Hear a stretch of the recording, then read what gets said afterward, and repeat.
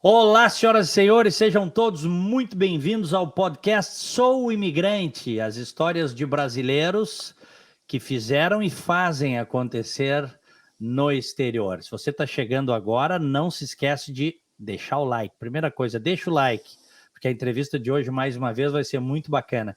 Se não está inscrito ainda, se inscreve e clica no sininho para receber as notificações.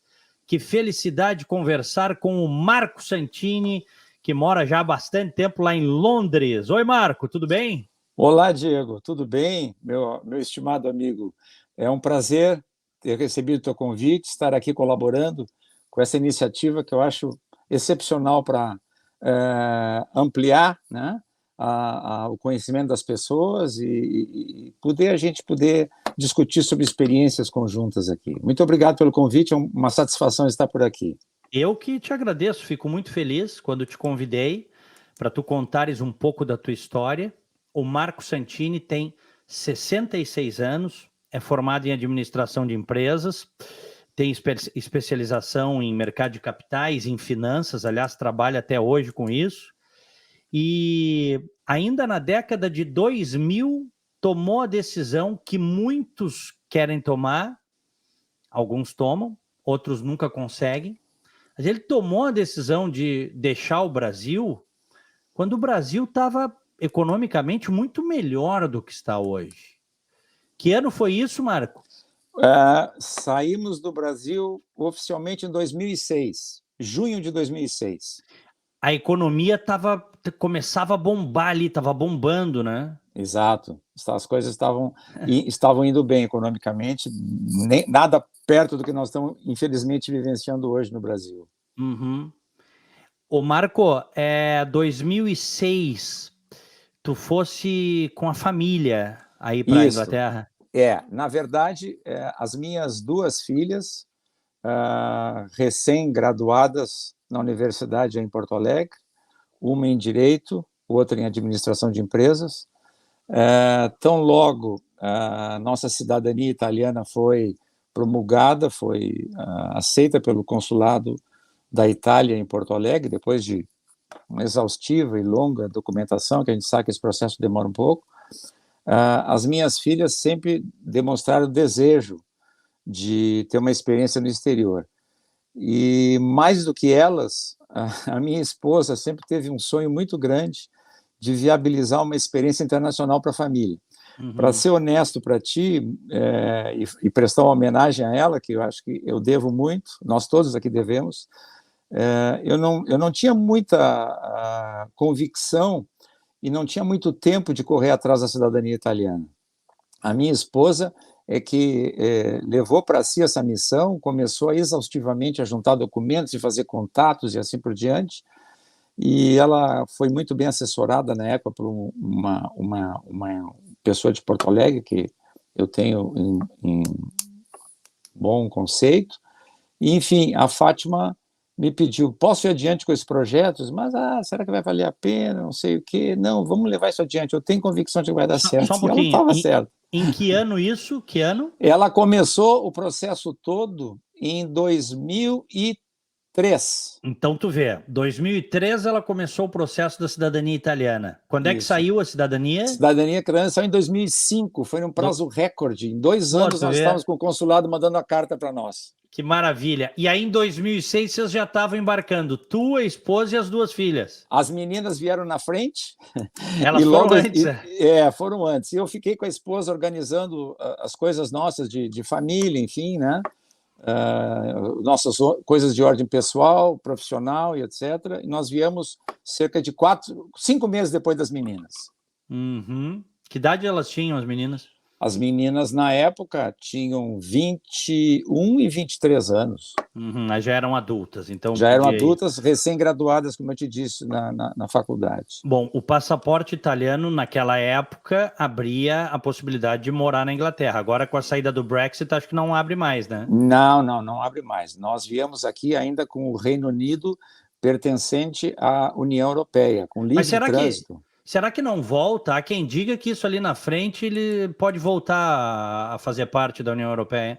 Olha, Diego, eu fui um defensor da permanência na União Europeia. Eu nunca achei que isso pudesse ser um grande ativo, um grande ganho para o Reino Unido, mas eu confesso para ti que, ouvindo as pessoas, conversando, etc., não há arrependimento não nessa matéria. As questões que envolvem imigração, as questões que envolvem benefícios sociais do governo, o funding, né, os recursos para saúde, principalmente, fizeram com que a Inglaterra buscasse realmente sair do Reino Unido, sair da União Europeia. Eu não sei, olhando hoje o cenário, não me parece muito possível o retorno. Porque foi bem apertado o negócio, né? Foi meio a meio, né? Foi meio a meio. Foi no Photochart ali que o Brexit venceu, né? Derrubou um primeiro-ministro, né? Lembra do David Cameron? Lembro. O Cameron fez uma campanha direta a favor da permanência na União Europeia e quando o plebiscito, aquela madrugada do plebiscito foi um choque para muitas pessoas, quando se viu que deu 50-06 contra 49 e alguma coisa, quer dizer, foi um negócio 50-50. E ele, no mesmo dia, foi na frente de Downing Street, na sede do governo britânico, e ele pediu a resignation dele, porque a campanha dele literalmente fracassou pela permanência no Reino Unido. Ele foi coerente, pelo menos na época. Claro, sem dúvida. E o sistema parlamentarista, na maior parte dos países europeus, né, da Europa do Ocidente, a Europa Ocidental, funciona bem, né? Quer dizer, quando vem a crise, o governo perde credibilidade, cai o primeiro-ministro, troca o governo. Nós estamos vendo isso agora em Portugal, está acontecendo de novo, a dissolução do parlamento, novas eleições, e a vida segue, a vida continua. Marco, em algum momento, desde 2006, e em seguida eu quero que tu contes como é que foi essa transição, essa mudança, tu tivesse algum arrependimento de deixar o Brasil para morar na Inglaterra? Honestamente, não. Tivemos percalços, tivemos momentos assim psicologicamente difíceis, muitas saudades do país, saudade de amigos que ficaram para trás, familiares, enfim. Mas, honestamente falando, arrependimento, propriamente dito, em nenhum momento nós tivemos, de uma forma geral, isso não ocorreu. O que houve é aquela necessária adaptação, entendimento de onde você está pisando, qual é a cultura do local, como as coisas funcionam, como as pessoas te recebem, enfim, os desafios normais de quem muda de cidade, vamos dizer. Se você mudar de cidade dentro do Brasil, você já tem desafios. Agora, imagina você mudar de país, atravessar o Atlântico. Eu já tinha vindo como turista à Europa, mas é diferente. É totalmente diferente. É completamente diferente. Eu conheço gente que adora vir para a Disney todos os anos. Quando se muda para cá, para Orlando, começa a ver que você ser um imigrante, tem que produzir aqui, prosperar aqui, fazer dinheiro aqui, pagar as contas aqui, é diferente. Isso é até interessante. Eu tenho alguns amigos meus, eles têm nenhuma crítica, eu acho isso até um projeto bem legal, que eles vinham fazendo o seguinte: eu quero ir para Londres, eu quero ter a vida do londrino, eu vou alugar um apartamento em Londres e quero ficar aí 3 meses para sentir como é que é a vida de um londrino. Eu quero ir ao supermercado, eu quero fazer isso, fazer aquilo. Quer dizer, não vai nunca ser igual, Diego. Você nunca vai estar registrado no sistema médico, você não vai pagar uma conta de gás, de luz, você não vai pagar impostos do teu carro, não vai ter uma driving license daqui. Quer dizer, é uma experiência interessante, eu não estou tirando mérito disso, mas vai ser sempre uma visão de um turista passageiro, né? Claro. Bom, e como é que foi essa adaptação de vocês quando vocês chegaram em 2006? Antes, só me conta uma coisa, ainda no Brasil, vendeste tudo ou ainda deixaste raízes? Como é que foi? Não deixei raízes. A decisão foi bem... Até porque nós precisávamos de recursos. Nós vendemos nosso patrimônio no Brasil. Vocês estavam convictos mesmo. Convictos, né? Convictos. Mas isso aí não é da noite para o dia que surge, já tu tinhas esse desejo? Não, eu fui planejando. Não, obviamente, isso demora até para você... Eu tinha um imóvel de valor significativo, isso não se vende da noite para o dia.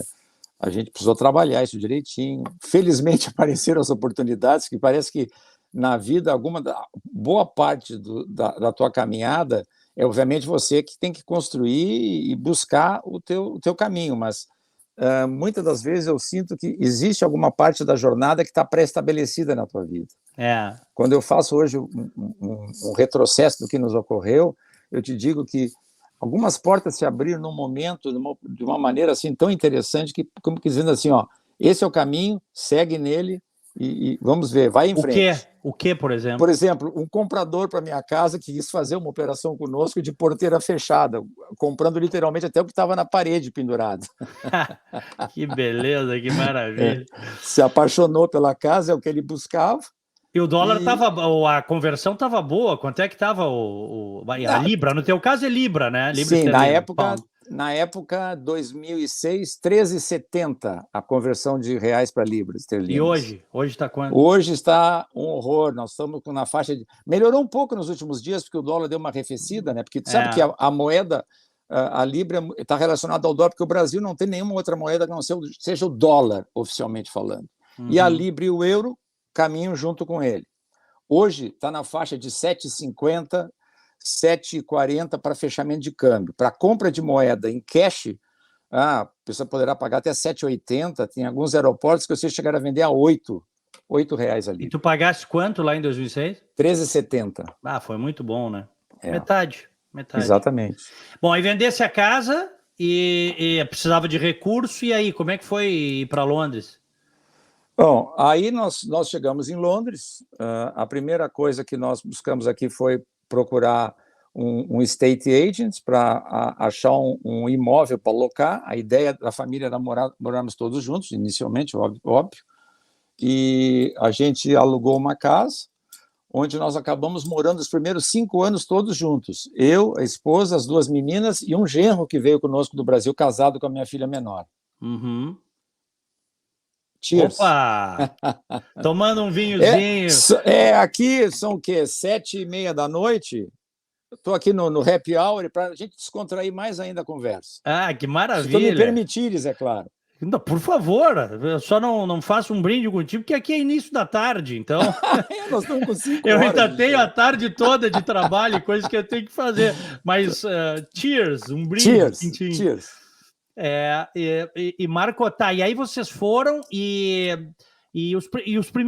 as primeiras semanas, os primeiros momentos, fosse com trabalho já ou não? Não, só contatos. Eu sempre tive muito contato. Eu sempre atuei em empresas no Brasil, boa parte delas multinacionais, e eu sempre trabalhei muito forte com a área de câmbio, com exportações, e relacionamento bancário, com corporate finance. Então, eu tinha, felizmente, boas janelas, bons contatos, tanto nos Estados Unidos como aqui na Europa. Então, isso, obviamente, me ajudou a abrir aquelas portas iniciais que eu precisava. E realmente, na época, como tu falasse no início, eu concordo contigo totalmente, quer dizer, o Brasil estava com uma imagem bastante forte no exterior, de viabilidade, e isso ajudou muito. Quer dizer, eu pude trazer o meu expertise, aquilo que eu tinha de conhecimento acumulado, de experiências vividas, e poder também, de alguma maneira, passar isso para o pessoal aqui e ter um feedback positivo em termos de falar um pouco de Brasil. Eles aqui sempre tiveram muito interesse. Eu digo que tiveram porque depois nós podemos falar um pouco desse momento. Os bancos aqui têm operações estruturadas chamadas Latin American Operations, quer dizer, eles gostam muito de operar Latin American em oportunidades para ou joint ventures, ou venture capital, ou hedge funds. Então, o Brasil sempre despertou interesse como uma nação rica, com potencial absurdamente bom, positivo, desde que a política ajude, né? E na época, realmente, o Brasil estava... Você lembra daquela capa da The Times, aquela? Do Corcovado com o foguete, né? Lembro. Pois lembro. Esse era o cenário aqui, esse era o entendimento aqui de que realmente as coisas iam bem no Brasil, com muito potencial. Então, isso ajudou muito, né, Diego, aquele startup inicial da gente aqui. Eu acho que era Brasil Takes Off, não era um negócio assim? Brasil Takes Off, isso mesmo. Essa era a capa. Isso aí, eu lembro. Foi um momento de... Bom, mas houve naquela segunda metade da década de 2000, um boom internacional. Isso. Foi uma coisa que foi um crescimento econômico maior em décadas, né? Exatamente. E muita liquidez no mercado, como tem hoje, viu? Hoje, os cofres, como eu digo, estão abarrotados, né? São trilhões e trilhões de dólares ansiosos para achar um porto seguro para investimento.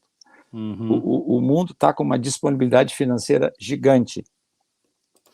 Marco, tá, mas e aí isso demonstra assim uma coragem tua, da esposa, das filhas, né? Todo mundo abraçou junto? Todo mundo abraçou junto. Abraçamos junto. Eu te confesso o seguinte, deixa eu te dizer muitas coisas pesaram. Porque assim, eu digo assim, coragem por tudo, mudar de vida é um ato de coragem, tá? Mudar de país é um ato de coragem, outra língua, outra cultura, mas tu fosse sem emprego, sem trabalho, sem um lastro. Então, é por isso que eu estou ressaltando isso. Conta para nós. Eu tinha um lastro financeiro, obviamente. Não foi uma aventura. Mas o dinheiro termina. Sabíamos que ele ia terminar no momento X, mas eu tinha uma boa folga financeira para isso.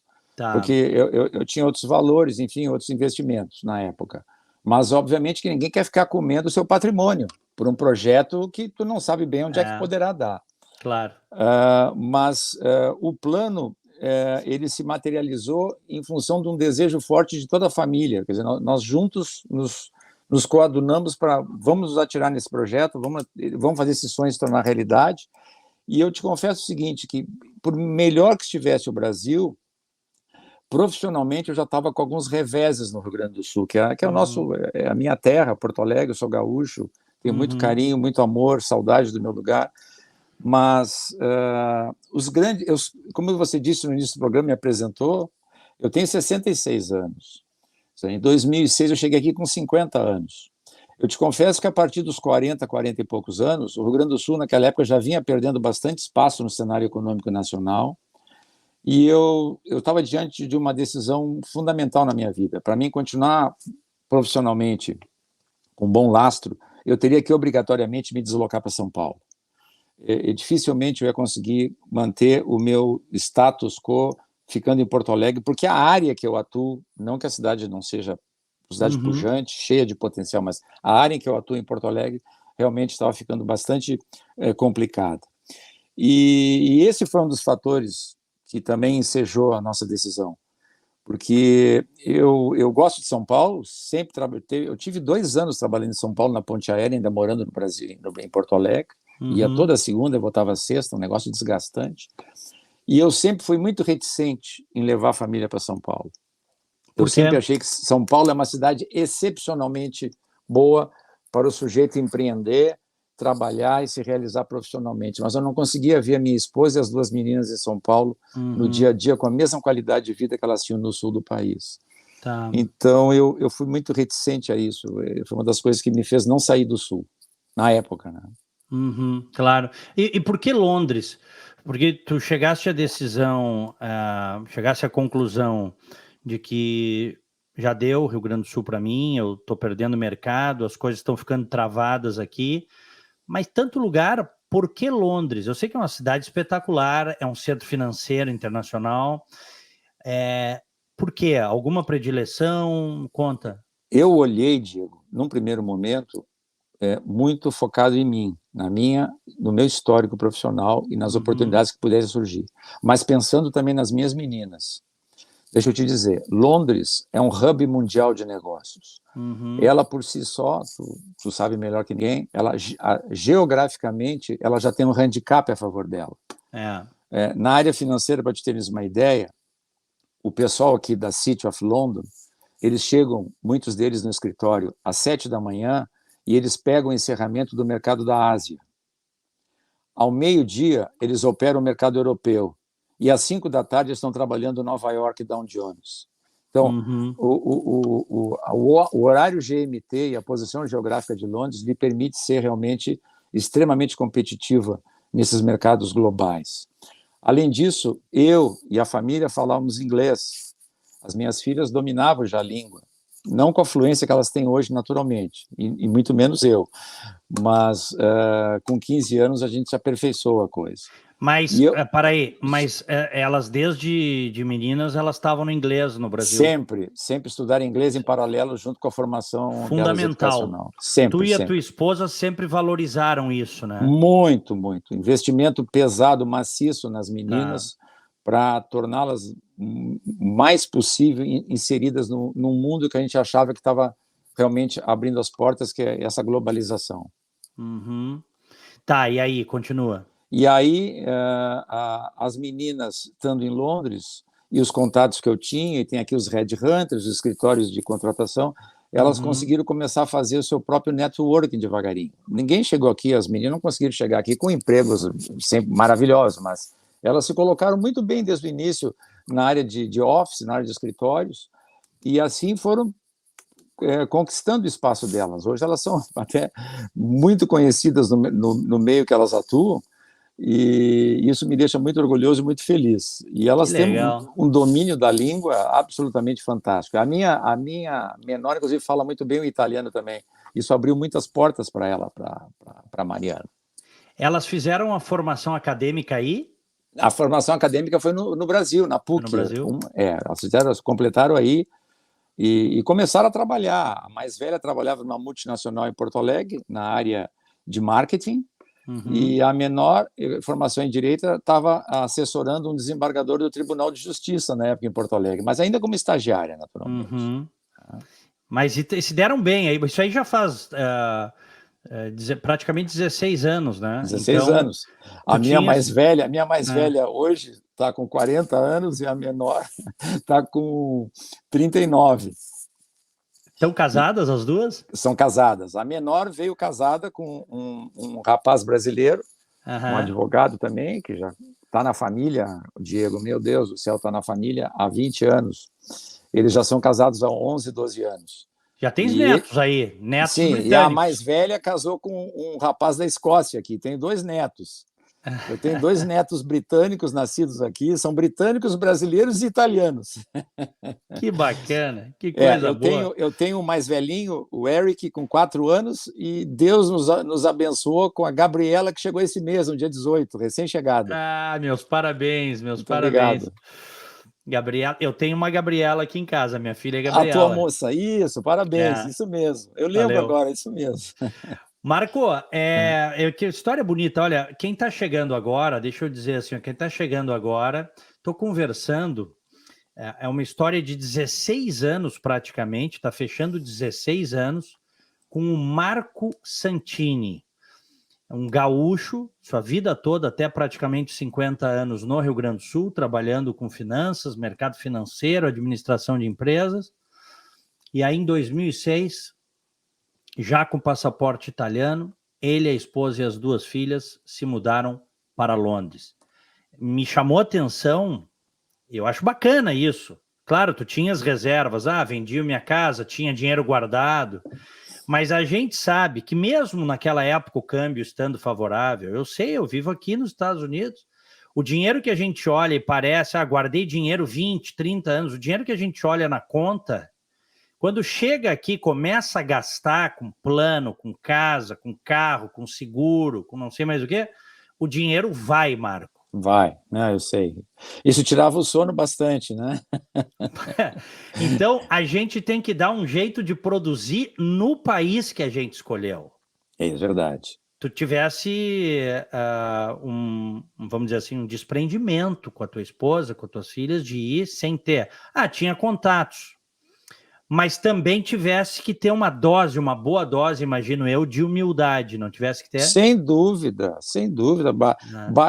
Literalmente bati muitas portas, algumas que eu conhecia. Como é que foi?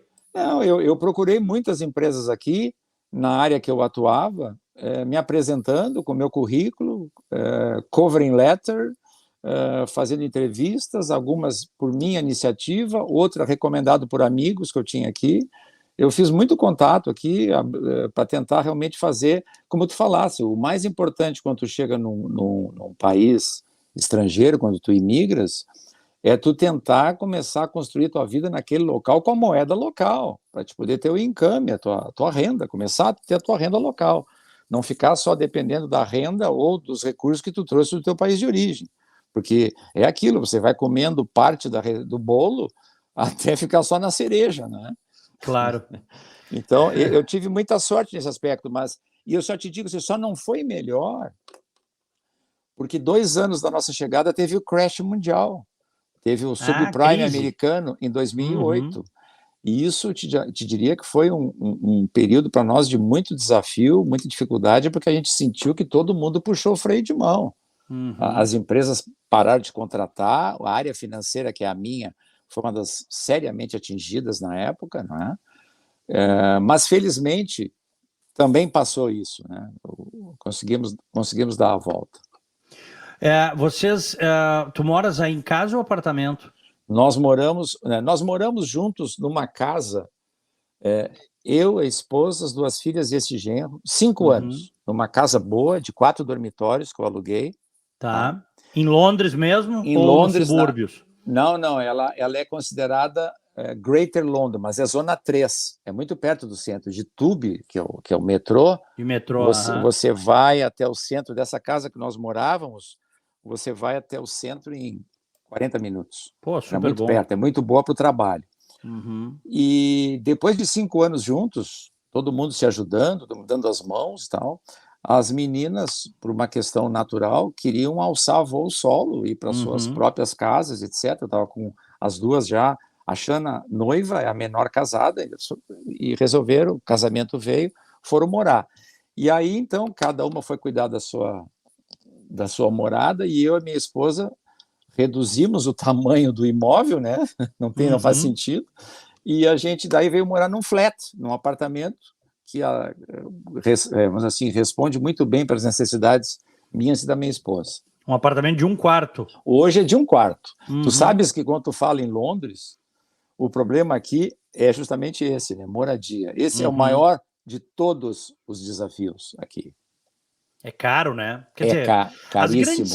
As grandes cidades do mundo, hoje a moradia é o maior impacto que tem, o maior custo, né? É verdade. Mas, Marco, e tu conseguisse, estando neste apartamento de 1 quarto, manter, tu tá ainda numa boa localização em Londres? Sim, eu continuo nessa zona, eu fui fiel ao bairro, é West London, é zona 3, continuo próximo do centro, de transporte público, os mesmos 40, 45 minutos, ou dirigindo o meu carro, eu consigo estar no centro de Londres em questão de 30 minutos. E reduziste o teu aluguel?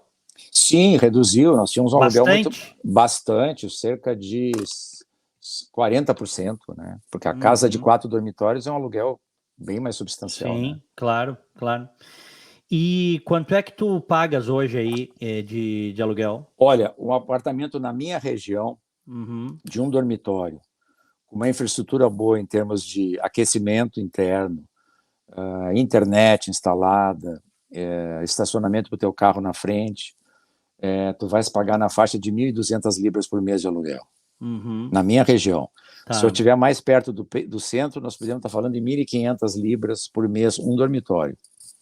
Vocês sempre alugaram aí, nunca quisesse comprar? Eu alugo porque eu tenho que ser coerente com esses cabelos brancos que não são neve. Eu não teria sentido para mim buscar um mortgage para mim, fazer uma hipoteca de casa, porque acho que até seria difícil uma aprovação por um sujeito que hoje está com 66 anos, se tu concordares comigo. E a gente se resolve muito bem com o aluguel, eu e minha esposa, porque a gente decide fazer outras coisas com o dinheiro, entendeu? Claro, E agora as minhas filhas, felizmente, com muito trabalho, perseverança e caminhos abertos, as 2 já possuem imóvel próprio hoje aqui na Inglaterra. Mas eu tenho um amigo que trabalha também com o mercado financeiro, me prova por A mais B que comprar casa é furada, pega o dinheiro e bota em outra coisa. O problema é que a gente tem uma cultura de comprar a casa. Muita. Eu trouxe do Brasil essa cultura, claro.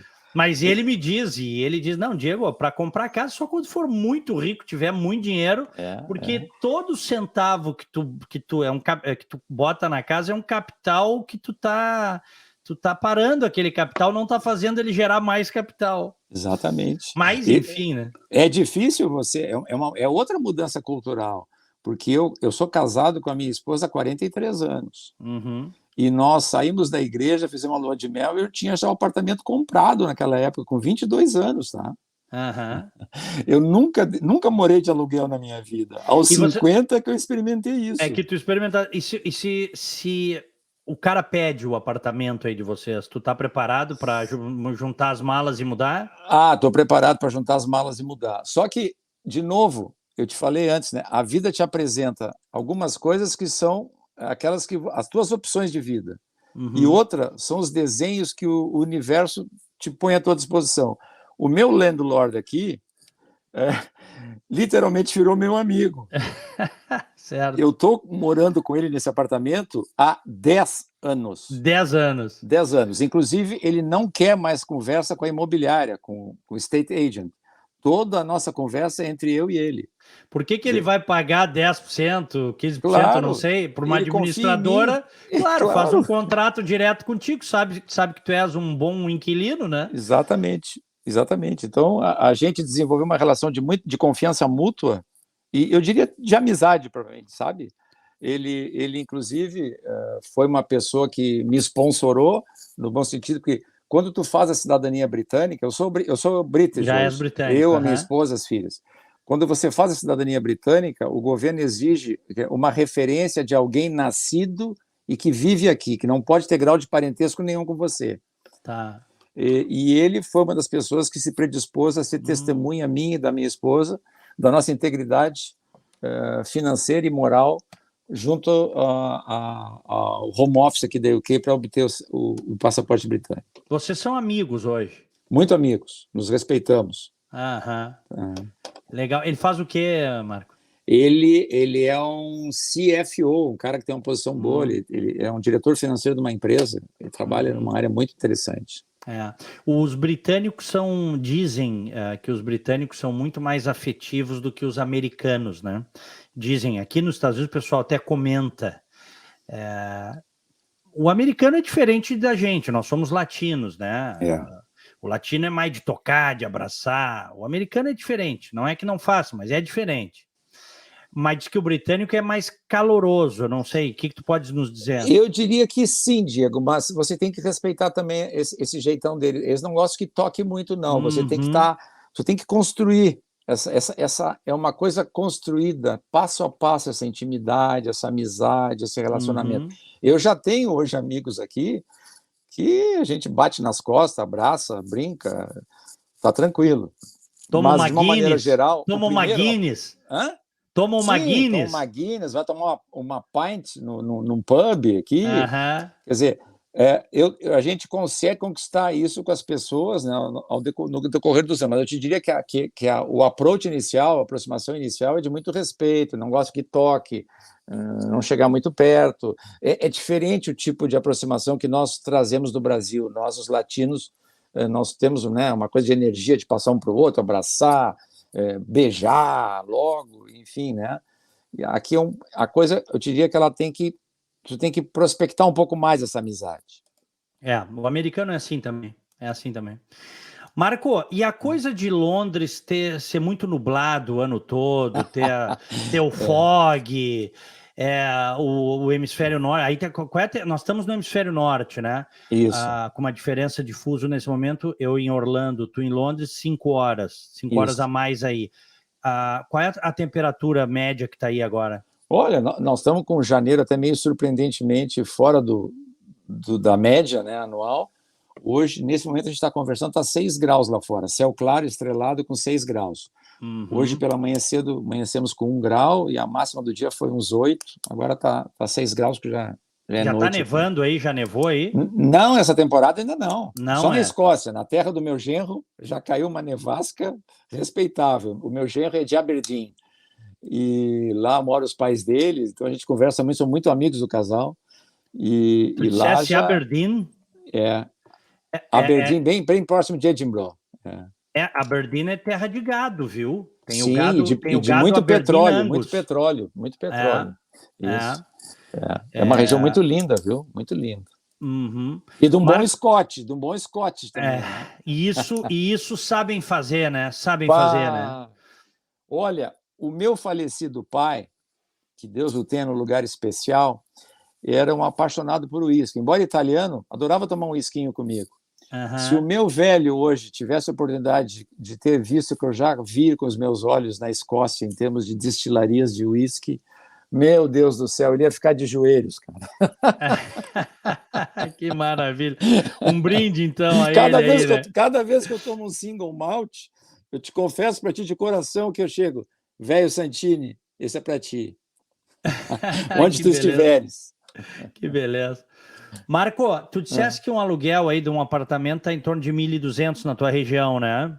Na minha região, sim. 1.200 libras, né? Isso. Pounds, chamam pounds aí. Pounds, é. Eu tava, só contar uma coisa, uma vez eu estava aí com meus filhos, você deve fazer uns 10 anos, no centro de Londres, estávamos passeando ali, Oxford, por ali, e começou a nevar, cara, naquele momento. E eu estava com os dois, 10 acho que tinha 10 e 11 anos, ou 9, 10 anos. Começou a nevar, rapaz, mas uma nevasca. Eu sabia que ia nevar, mas eu digo, vou para a rua. E eu sei que o pessoal, no forecast da previsão, o pessoal já sabe e aí evita. Eu estava lá, turista, né? Estava lá com meus filhos, eu e eles. Começou a nevar, mas nevar. Fechou o metrô, Marco. Ah, sim. Fechou o metrô. E aí eu tentei pegar um táxi, não tinha táxi, cara. E tudo cheio. E eu estava longe no hotel. Aí eu sei que um táxi parou. Olha que legal essa história. O táxi britânico, esse preto, né? O Black Cab. É, bem legal. Assim, parou, desceu uma pessoa e tinha um monte de gente. Eu estava ali, nós todos tentamos chegar. O cara fechou e disse: estou indo para casa. Isso devia ser umas 7, 8 da noite. Estou indo para casa, terminou o meu turno. Estávamos eu, as duas crianças, devia ter mais umas 3, 4 pessoas querendo pegar aquele táxi, e o cara baixou e disse: o senhor está com essas crianças? Eu digo: tô. E a minha filha segurando o guarda-chuva por causa da neve. Ah, que coisa. Ele diz: eu vou abrir uma exceção para vocês, podem entrar. Que espetáculo. Que espetáculo. Cara, olha que coisa espetacular, é emocionante, né? Emocionante, muito bacana. Que baita experiência. São coisas que eu vivi isso aí em Londres. Olha, Diego, eu não vou te dizer que isso é geral, mas o povo britânico, de uma maneira assim, que eu experiencio, ele é extremamente gentil, extremamente solícito, está sempre solidário, sempre disposto a te estender a mão em momentos de necessidade. A minha experiência com eles é muito positiva nesse sentido. Bacana. Quanto é que ganha aí um jovem que começa a trabalhar full time, por exemplo? O salário mínimo aqui hoje, se for calcular por horas, um sujeito que fizer aqui um full time, 40 horas semanais numa área inicial, ele vai fazer 1.000 libras por mês, 1.100 libras, depende da carga horária, ele pode trabalhar mais horas, como a gente sabe, o mercado daqui é muito semelhante ao teu, nos Estados Unidos, quer dizer, você faz a carga horária que quiser, se não quiser parar sábado e domingo, não vai parar não. Não para. Mas uma pessoa que queira ter 2 folgas semanais, fazer 40 horas, início de carreira numa atividade não muito crítica, assim, vai ganhar 1.100 libras no início. Jovem. Por isso que aí eles têm também mais de um emprego? Alguns têm. Eles fazem part-time de manhã alguma coisa, part-time à tarde. Isso. Isso acontece muito aqui. E eu li uma reportagem há um tempo dizendo que nas grandes cidades, imagino que Londres não seja diferente, nos Estados Unidos aqui isso está acontecendo muito. Os jovens estão cada vez mais dividindo apartamentos. Isso. Cada um paga por um quarto. Então pega um apartamento de 3 quartos ou uma casa e cada um paga o prorata ali. Isso é tão verdade que o sistema de imobiliário britânico, o property market aqui, criou um negócio novo, que tu já deve certamente ter ouvido falar, que é o share ownership.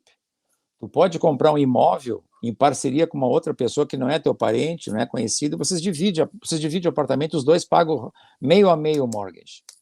Bacana, hein? Essa é uma operação que sai muito aqui justamente para viabilizar a compra de imóvel para o que eles chamam aqui de first buyer, o primeiro comprador. Quando tu compra o teu primeiro imóvel, você tem uma série de benefícios que o governo te dá. Ele te diminui a taxa de registro de imóveis, ele te diminui o imposto inicial, para justamente viabilizar que esse jovem que está chegando no mercado de trabalho possa sonhar em ter a sua casa própria. Quanto é que esse jovem... Parênteses, o britânico também gosta muito de casa própria, viu? Tem a nossa cultura. O britânico acha muito importante ter casa própria. É comum tu ver pessoas aqui da minha idade que chegam ao pension age, vamos dizer assim, que o sonho dele foi... Ele comprou a casa com 25 ou 30 anos, já quitou ela e se sente assim, meu dever está cumprido, já estou com a casa paga, o teto está pago. Tá.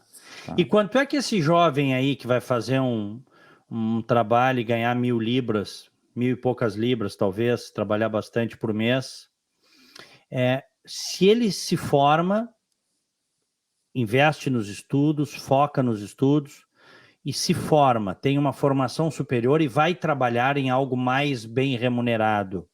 A gente sabe que na Europa as diferenças entre o menor e o maior salário são bem menores do que os Estados Unidos, por exemplo. Mas quanto é que ele pode ganhar?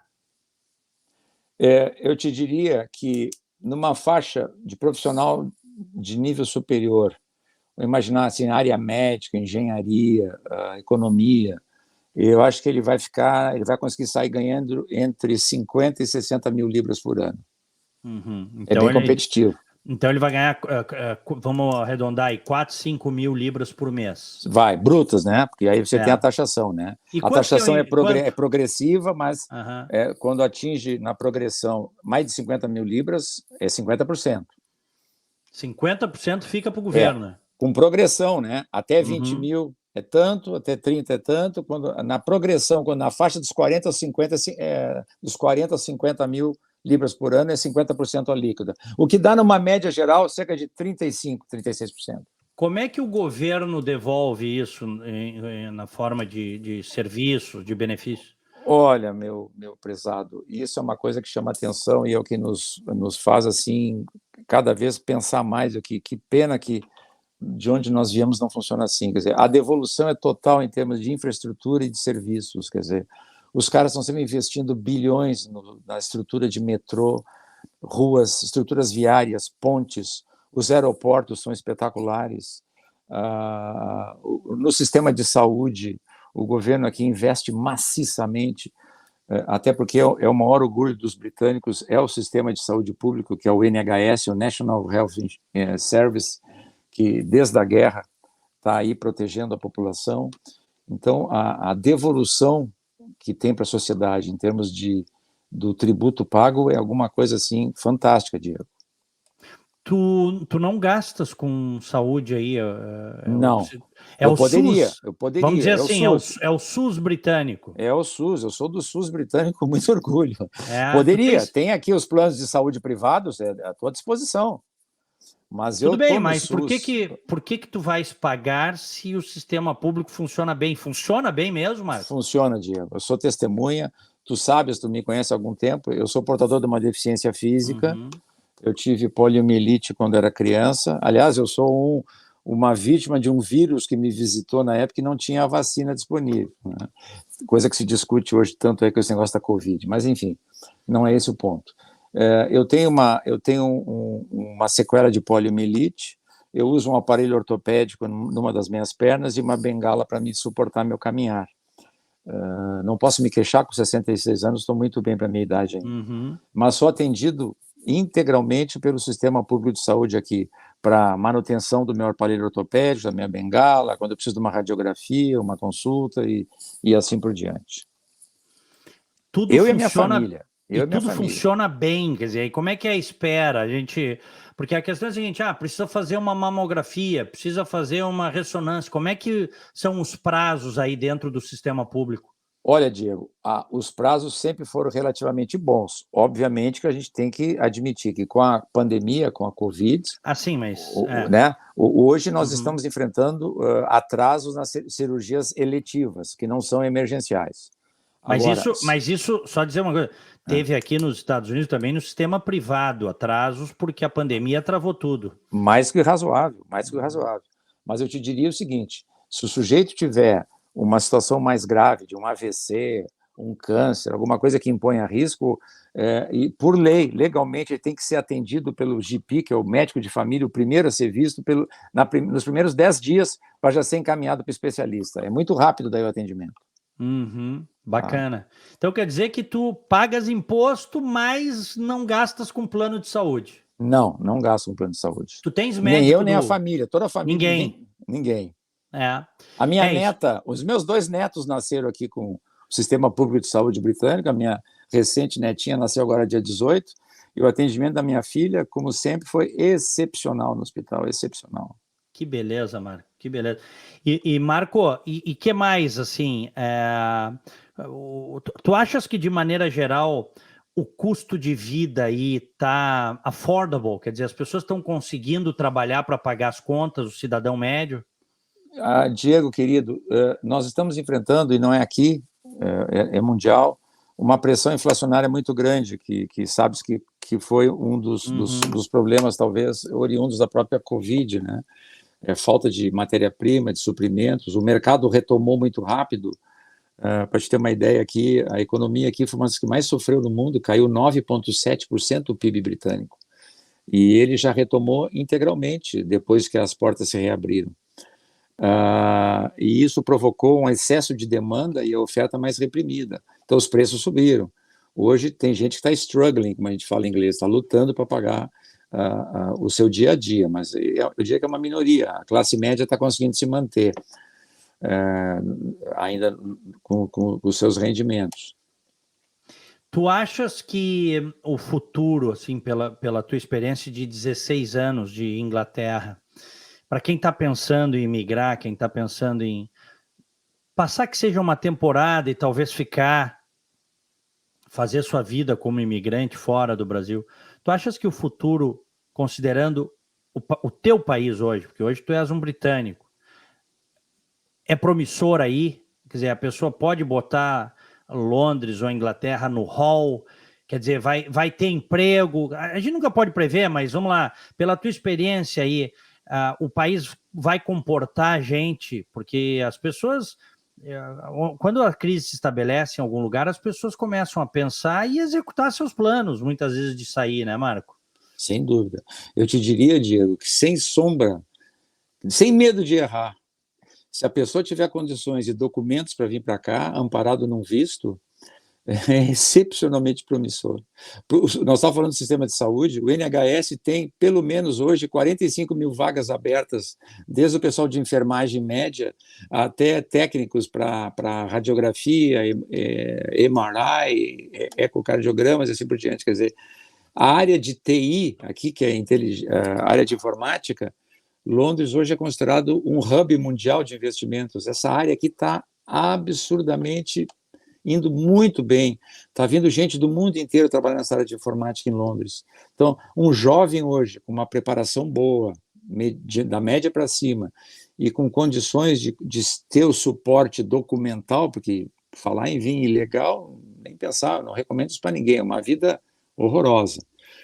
Se você tiver fundamentado em uma documentação ou um visto de trabalho, eu realmente, eu diria, eu sempre digo para minha mulher aqui, Fátima, já pensou se eu tivesse 30 anos menos, morando em Londres, se essa porta tivesse aberta quando eu tinha 30 e poucos anos, o que teria sido da minha carreira? É um espetáculo, Diego. E Marco, tá seguro aí? Londres está seguro? Ainda é uma cidade segura para andar na rua, andar no metrô? Olha, meu prezado, como toda grande cidade tem problemas, mas se tu sabes onde tu andas, tu tiver alguns cuidados, é extremamente seguro. Nunca, olha, estou indo para o 16º ano, nunca nos aconteceu absolutamente nada aqui em tentativa de assalto, furto celular, nunca ninguém encostou no meu carro, eu tenho carro com cobertura de seguro, até porque é uma obrigação legal, nunca aconteceu nada com o meu carro, um arranhão que fosse. Nunca me senti inseguro caminhando do metrô para casa e da casa para o metrô.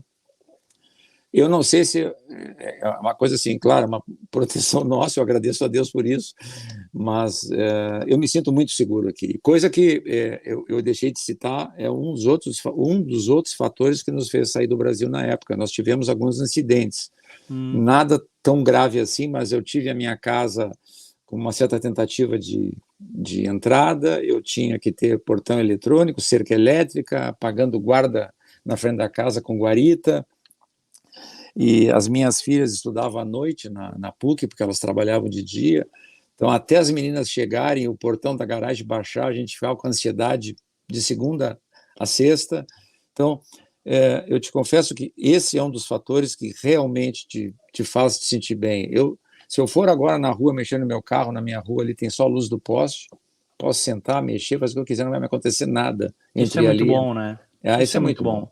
É que os padrões, os níveis de insegurança em países evoluídos são diferentes, né? Tu vê, tu citasse, nenhum furto de celular, nenhuma coisa tal. O nível de violência a que os brasileiros nas grandes cidades estão submetidos, de maneira geral, é uma coisa insana, né, Marco?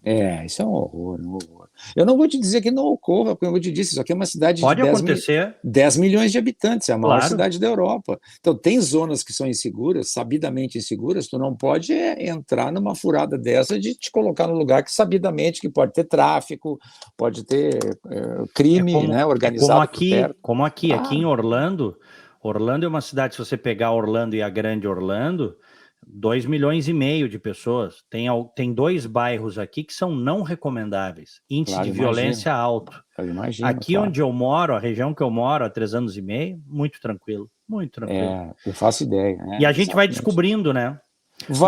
Um dia desse eu estava falando com um amigo de Chicago, e Chicago é uma cidade que está nas manchetes aí por um aumento da violência nos últimos anos, tal. Mas ele disse, Diego, aqui onde eu moro em Chicago não tem problema, eu não vou... O que eu vou te dizer? O sujeito me disse isso, tá? Que lá onde ele mora, na região dele, é tranquilo. Ele disse assim, tem zonas que não são recomendáveis, tem violência alta, tal, mas é só evitar, né? E aí você reduz o risco. Exatamente. Né? É como Nova York, né? Nova York é uma cidade espetacular, eu adoro estar lá, passeio e tal, já fui a trabalho. Tu tem que saber onde é que tu andas em Nova York, né? Claro. Por exemplo, eu sempre brincava, dizer que tu estás na Quinta Avenida é muito relativo, que tu pode estar em Manhattan ou tu pode estar lá no Harlem, é Quinta Avenida. Não é verdade? Então, a pessoa tem que saber se situar no contexto, né? Se manter informada para se manter segura, né? Claro. E, Marco, e quanto é que o cara gasta aí Por exemplo, tu e a tua esposa hoje, vocês vivem só vocês. O que vocês gastam de supermercado aí, só para a gente ter uma ideia? Olha, eu te diria que alguma coisa... Vai ter que botar esse vinho maravilhoso aí na conta, Não, esse aqui sim, esse aqui não. Tá no contexto, tá no orçamento. Que nem a gente compra aqui, a gente pega umas promoções do Publix, que é uma rede que tem aqui, de vinhos excelentes por bom preço. Fala para mim, hein? Eu te digo o seguinte, pensando em vinhos, eu compro uma caixinha de tempo em tempo aqui com vinhos de um cara que só vende vinhos bons italianos e franceses aqui, que o vinho aqui é muito competitivo o preço. Tá. Tu não paga esse imposto todo. Mas vamos pensar, tu falou em termos de supermercados. Eu e a esposa, para nós, eu te diria assim que a gente gasta durante o mês cerca de 300 libras no máximo. Não passa disso. Mantendo a despensa com reserva, né? Frutas, legumes, enlatados. E as bobagenzinhas aqui também, né? Claro.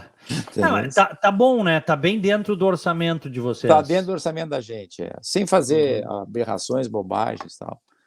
Sabe que uma vez também numa viagem a Londres com os meus filhos, depois a gente até pegou o trem para ir a Paris, fizemos Paris-Londres. Fosse pelo Eurotúnel, fantástico. O Eurotúnel, espetacular, coisa espetacular. Mas eu lembro que eu comprei umas roupas para eles, tinha umas promoções lá, e comprei umas roupas para eles numa loja e tal. Legal. E tentei fazer aquele desconto que o cara tem de estrangeiro, né? Claro. De tax. Tax-free, né? Tax-free. Tax-free. Tem um rebate, né? Mas aí ele me disse, senhor, eu não posso fazer, no seu caso, o tax-free aqui para o senhor, porque tu tem que pegar um comprovante da loja. Eu digo, por que não? Eu estou pegando. Eu sei. Aí o cara me disse, não, é que o senhor está comprando roupas de crianças, não tem imposto. Né? Sem imposto, é taxa zero. Taxa zero, Diego. Assim como a medicação, Diego. Taxa zero. Ninguém paga imposto sobre medicação aqui nesse país. É impressionante isso. Impressionante. No Brasil se paga sobre tudo praticamente, tem alguns itens que não tem, mas de maneira geral é muita exploração, né? Eu acho uma aberração, por exemplo, um pensionista do INSS no Brasil que ganha um salário mínimo e que tem uma doença congênita ter que comprar medicação com imposto. Eu não sei, eu acho isso uma aberração. É terrível, terrível. Mas é que tem que sustentar, né, a máquina gigantesca brasileira, os sanguessugas, né, que existem historicamente. Falando nisso, para mim não deixar passar em branco, um outro fator que me fez gostar de Londres na época e que me faz continuar gostando de Londres é que eu brinco muito. Eu te falei que eu sou, em inglês aqui, eu sou disabled person, né? Eu sou uma pessoa que tem desabilidade física, né? E eu considero essa cidade aqui a Disneylândia dos disables, né? É mesmo? Porque ela é muito bem preparada. Não, as Tem muita. calçadas todas com rebaixamento para quem Uhum. usa scooter elétrica. A maioria das estações de tube agora todas com elevador e com escadas rolantes. Vagas para estacionamento por toda a cidade para pessoa com deficiência física. Então, eu realmente é uma cidade, mesmo sendo gigante, com 10 milhões de habitantes, a preocupação é muito grande aqui com a pessoa com necessidades especiais, necessidades físicas. Isso é muito bom, né? Isso é um respeito. Meu pai foi deficiente físico a vida inteira, tá? Meu pai que nos deixou agora em outubro. E algumas vezes o pai me dizia, bah, como a gente precisaria ter, né, uma cidade mais adaptada, mais aberta para a É mobilidade do verdade, deficiente. é verdade, é Né? verdade. Então é bom, né? Tu estás num lugar que tem um acolhimento, né? Que a comunidade se É, preparou para isso. tu te sente mais seguro, porque o envelhecimento vai chegando, tu tem aquele processo que é natural da idade, as complicaçõezinhas vão aparecendo, quem tem alguma deficiência física, eu estou preparado para isso psicologicamente, eu sei que algumas coisas vão surgir, então tu te sente mais seguro com essa infraestrutura ao teu redor, né, Diego? Claro. Marco, a tua esposa trabalha ou não? A Fátima não, a Fátima não está Não. trabalhando. A minha Fátima é psicóloga clínica, trabalhando no Brasil. A minha mulher, para não dizer que trabalho é redundância, e eu não estou sendo justo com ela, foi a pessoa que mais trabalhou nessa família para esse projeto se realizar.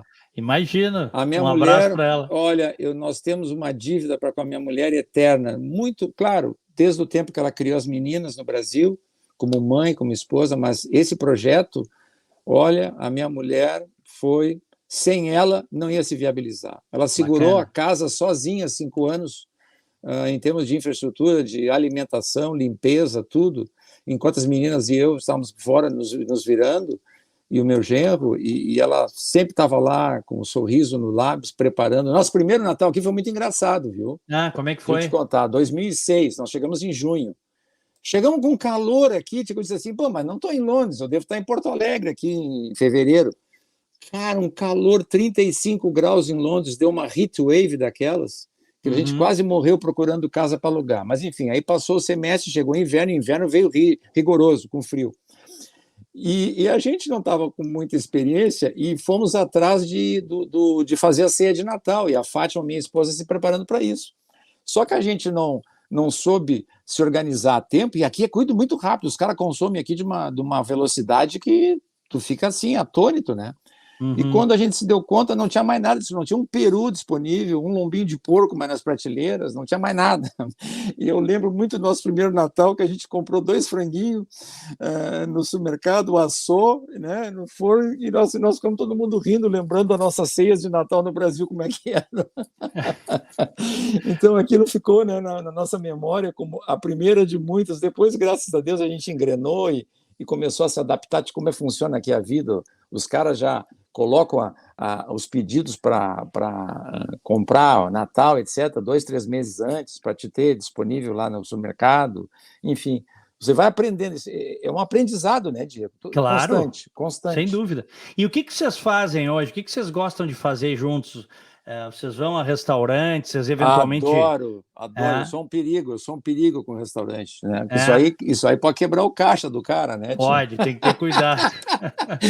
Mas eu tenho, assim, eu adoro restaurante com a minha esposa e eu adoro teatros aqui. É muito rica a cidade em termos de shows, por exemplo, Fantasma da Ópera, eu adoro.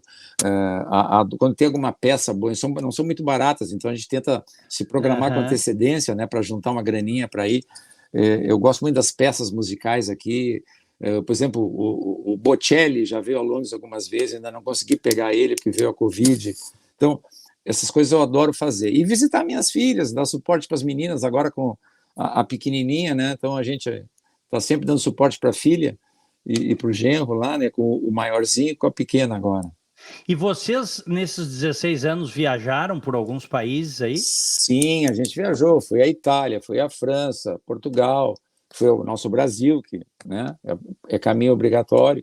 As minhas filhas viajaram mais do que eu, as meninas foram mais longe, foram a Dubai, a Europa elas conhecem todinha, foram à Tailândia, a lua de mel de uma delas foi na Tailândia. Então, as possibilidades aqui de viagem são enormes, né, Diego? O custo é muito baixo. Se tu programar bem a tua viagem, tudo. Eu fui, por exemplo, eu adoro o Mediterrâneo, eu fui a Maiorca algumas vezes fazer veraneio, rápido, de uma semana, mas é espetacular, parece uma piscina, o mar, uma estrutura maravilhosa. E passagem, tu pega um avião em Londres, não é de Heathrow, tu sai de Gatwick, que é o segundo maior aeroporto. Tu vai de Gatwick para Maiorca, na Espanha, um voo de 2 horas, e tu gasta 70 libras no bilhete aéreo, se tu comprar ele com antecedência. Então, é extremamente barato, né? Isso possibilita muitos deslocamentos, né, Diego? E a Europa é pequenininha, né? Quer dizer, com 2 horas de voo, tu já está na Alemanha, na Suíça, está na Itália. Eu fui a Roma, 2 horas e 15 de voo, uma coisa assim. É muito fácil. Isso tu falasse do trem, né, querido? Tu pega o trem ali na St. Pancras para Paris, é 2 horas e 15 hoje. Ele anda 300 km por hora, é um absurdo. Paris é destino obrigatório, né? O cara estando aí, e vice-versa também, né? Paris, Amsterdã. Né? Tu chega em Paris, tu pode conhecer a Disney, a Euro Disney também, que está ali colada. Eu fui. É, bacana, né? Muito bacana. Peguei não um é trem... igual a tua Disney aí, que é, né? Que essa aqui é muito grande. O quartel-general mundial da Disney, né? Mas é muito bacana. Essa aqui é gigante. E, aliás, todo o complexo aqui, a Universal Studios, agora no início de 2022, agora no final do mês de janeiro, anunciou um novo parque, o Epic, que vai ser o maior de todos os parques da Universal, ou Universal. Que espetáculo. Fica pronto em 2025. Nós fomos aí, quando as meninas eram pequenas, a gente teve esse privilégio aí, e para mim foi bacana, porque como eu estava na cadeira de roda, o parque me cedeu uma cadeira de roda, não tinha fila nos brinquedos, tá? Tem malandragem. Isso é bom, né? Essa é uma vantagem. Entrava eu e dizia, a família está me acompanhando, passa todo mundo. Era uma barbada. Eles têm um respeito muito grande, né? Os Estados Unidos, nesse aspecto, também é fantástico. Fantástico. Marco Santini, 66 anos, administrador de empresas, especializado em mercado de capitais, finanças, morando desde 2006 com a família em Londres, na Inglaterra. Obrigado pelo papo, obrigado por dividir aí um pouco da tua vida no nosso podcast Sou Imigrante. Obrigado, olha, de coração, foi maravilhoso, viu, Marco? Obrigado foi maravilhoso trocar esse bate-papo contigo, tu és um amigo querido de longa data, tu sabes disso, e sempre estou à disposição, quem sabe para te receber uma visita por aqui, ou eu vou aí experimentar teu café em Orlando. Combinadíssimo, fechado. Cheers! Um abraço. Fica com Deus. Também. Tchau. Valeu. Tchau. Tá aí o Marco Santini, mais um papo, mais uma conversa no nosso podcast Sou Imigrante. Gente, se vocês gostam do nosso podcast, se vocês gostam das entrevistas, deixem o like, é fundamental, compartilhem, mandem o link para os amigos, para a família, para quem vocês sabem que tem curiosidade sobre vida no exterior. E não esqueçam de se inscrever e clicar no sininho para receber as notificações. E eu lembro também que nós estamos no Instagram, @souimigrantepodcast no Instagram, e também no Telegram, no grupo lá, t.me/souimigrante, Telegram. Valeu, obrigado a todos pelo carinho, pelo prestígio. Até a próxima, fiquem com Deus. Tchau.